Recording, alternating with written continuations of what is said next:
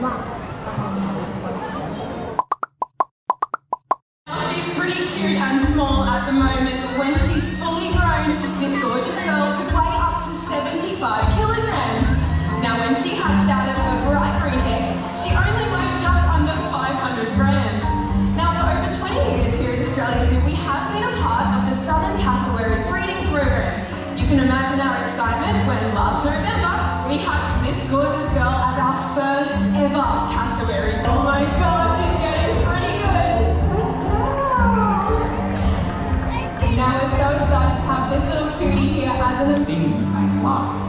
My job, my mission, the reason I've been put onto this planet is to save wildlife.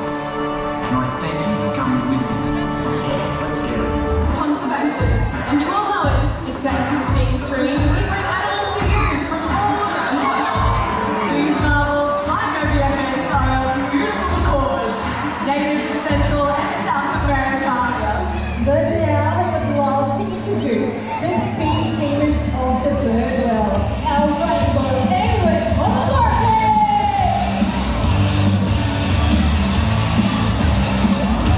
On his target stick, and then he'll get a reward.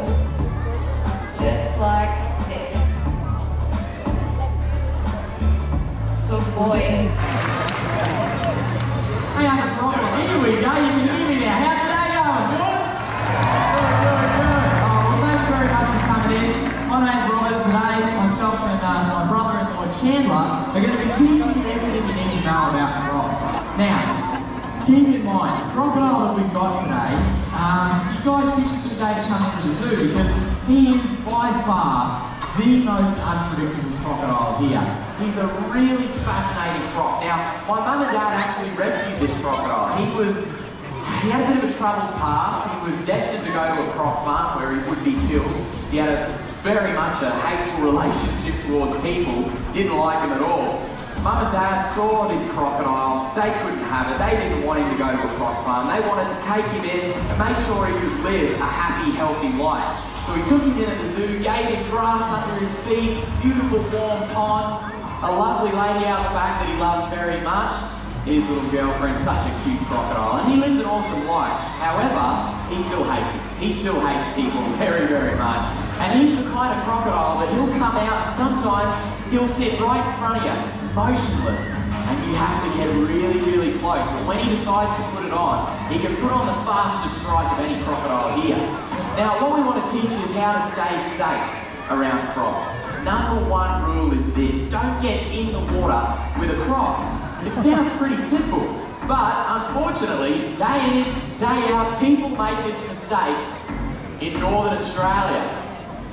And crocodiles are built as the ultimate camouflage predator. You can see he's pushing 14 foot long, and he's not making any ripples on the surface. But he can feel me. Even if this was deep, dark, and murky water, he would know exactly where I am because he can pick up on vibration.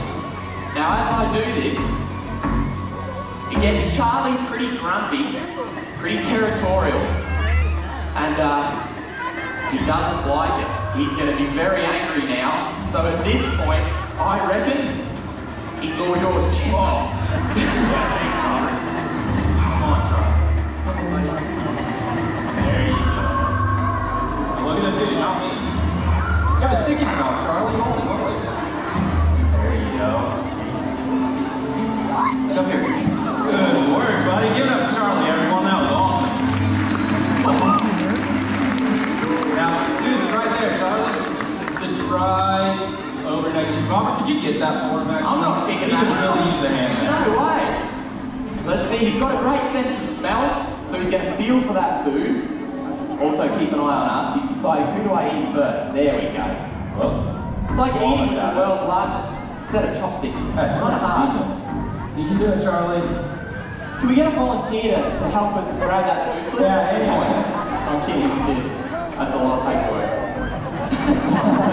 Yeah, we don't need that today. Here we go. What are you doing? Oh, he's vegan. He's almost got it. No, that's grass. Yeah. He's vegetarian. Just to your right, to your right. You can do it. Oh, I want to help him so bad, but... Oh, Charlie. Oh! Hey, you got it!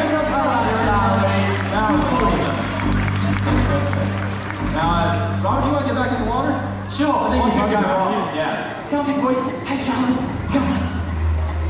Go get Robert, Charlie. What do you think? Careful, Robbie. Hey, mate. There you go. Good boy, Charlie.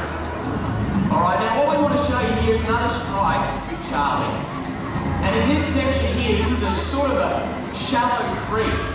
Now, if Charlie wanted to hit really hard, he could easily hit that back fence in one solid go, in one motion, from about the tip of his nose to the base of his tail.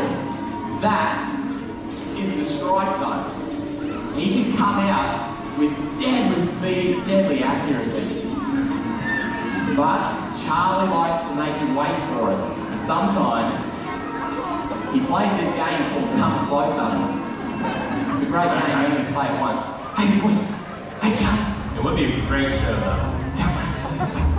Charlie, you make me nervous. Here you go, here you go, Charlie. Are you ready, Charlie? Now this is classic for Charlie. See that? Oh, mate.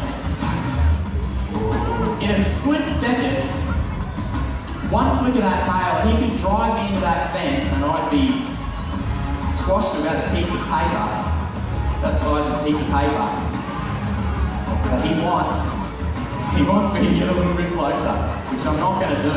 I'll tell you what, at this point, Charlie is really playing the game. So I think it's time that we get him really fired up. Let's give him his favourite part of the show.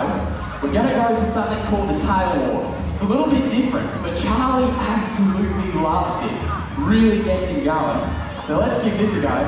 See if we can get him nicely fired up. I'll hand you back over to Jan for this one. Yeah, definitely. So as Rob was saying, this is Charlie's favorite part of the show. Come on over here, Charlie.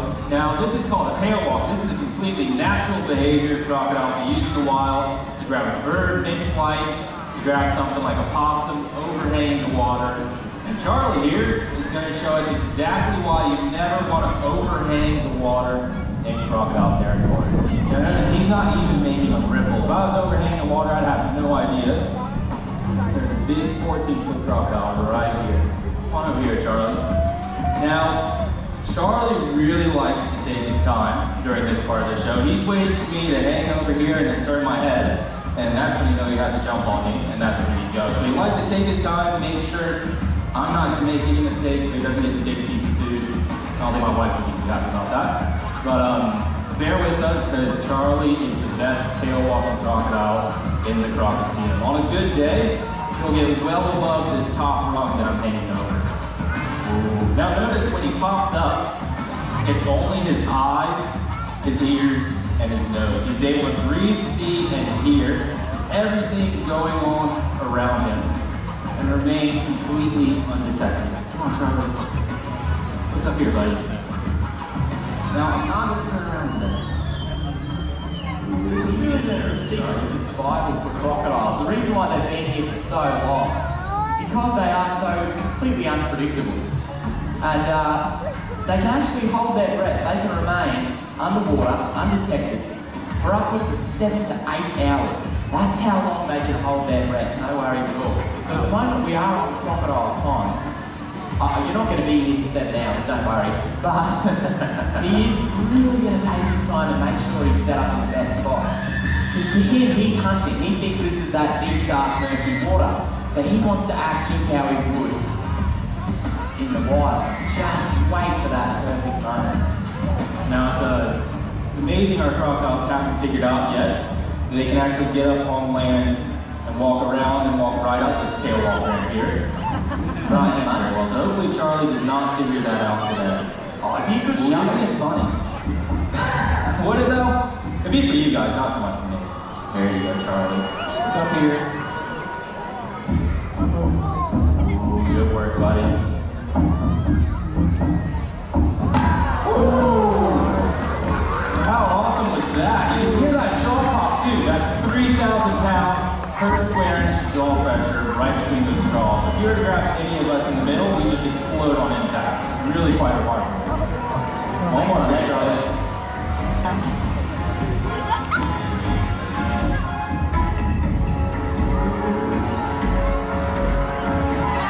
Good work, Charlie. That was awesome.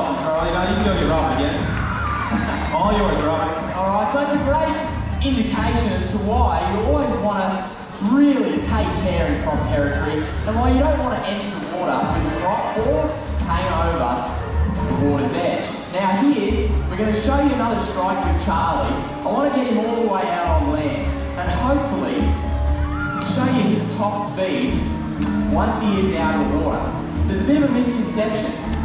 People think crocodiles will run you down 100 miles an hour on land. It's not really the case. So here we go. Hey, boy, go Charlie. Come on, boy. Hey, Charlie. Boy, mate. Now he's coming out nice and slow here. Charlie. You know. Go, Charlie. Oh, you're looking at my head, Charlie. Now, Charlie, this is his top speed on land. There you go, big boy.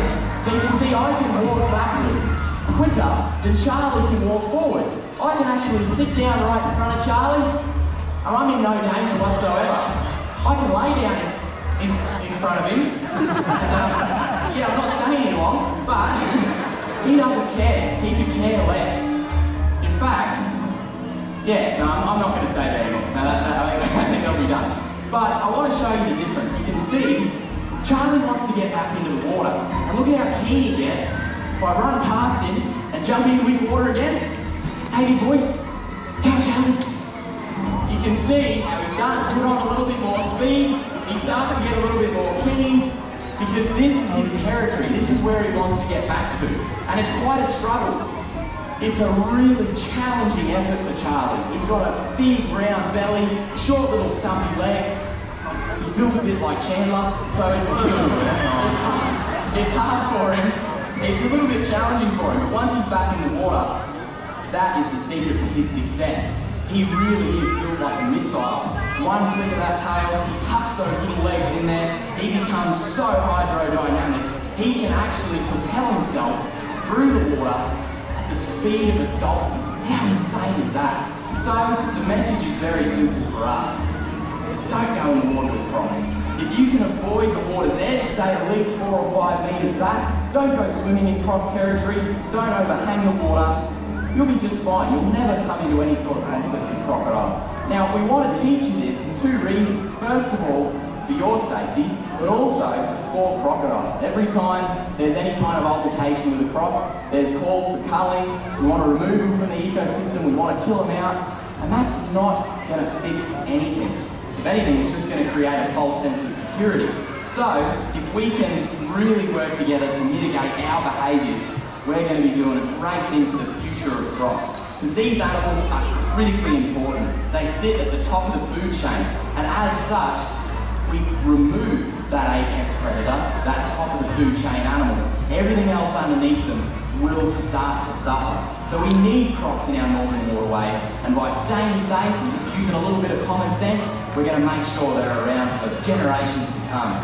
Now, unfortunately, there's a bit of a new threat that's facing crocodiles, and that comes in the form of egg harvesting. I'll pass you back over to Chandler to talk a little bit more about that and what we're doing in the space of crocodile research. Definitely. So it's a bit of a sad story, but about 2 years ago, the Queensland government enacted legislation that would allow for the collection of 5,000 saltwater crocodile eggs to be taken from the wild, thrown into farms, only to be turned into boots, bags, and belts. Now that's something we are strongly against here in Australia to do, and in fact, Charlie's a rescue from a croc farm. He's going to be turned into boots, bags, and belts, and Steve and Terry brought him in here so he could live a long and happy life with us. So it would be devastating for crocodiles in the wild. Less than 1% of crocodile hatchlings actually grow up to be the size of Charlie. So we really want to overturn this legislation. We could use your guys' help. So we'll head on up to the big screen. Vinny will tell you a little bit more about it.